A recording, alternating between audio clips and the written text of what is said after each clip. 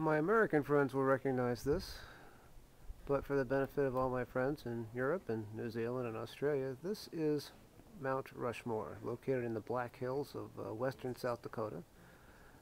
And this is a carving of 4 of our American presidents. Carving was done in the late 1920s and early 1930s. And let's zoom in here just a little bit for you.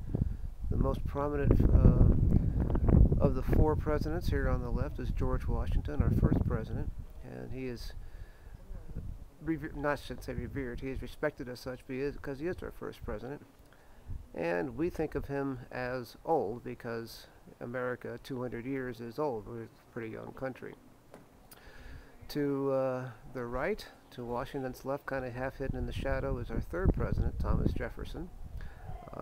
His ideas, he's the one that actually wrote the words to the U.S. Declaration of Independence, and he also wrote a lot of the papers that define the way our government runs in an ideal situation today. And then third from the left is Theodore Roosevelt. Theodore Roosevelt was president around the turn of the 20th century, and a lot of his work was international, and starting to lose a little bit in the shadow here. But he did a lot of opening up exploration and opening up America to world trade, and he kind of came in at a troubled time as we were just recovering from our Civil War.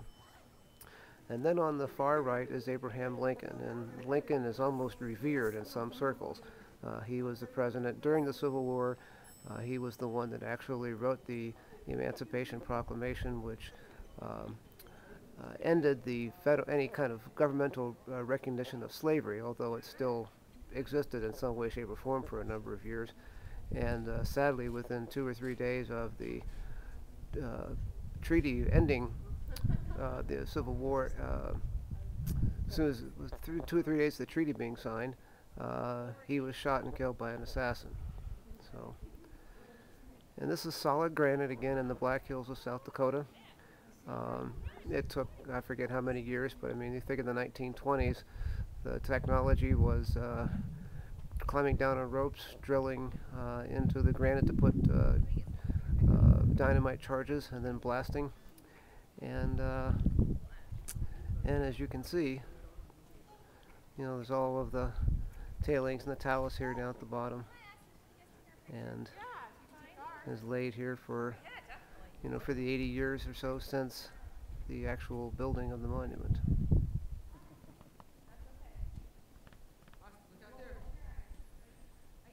And if you look on the left side, below George Washington. A little louder, please. If you look to the left underneath George Washington, you can see the twisting of all the rock from the uplift. It's pretty intense action there with the way that curls.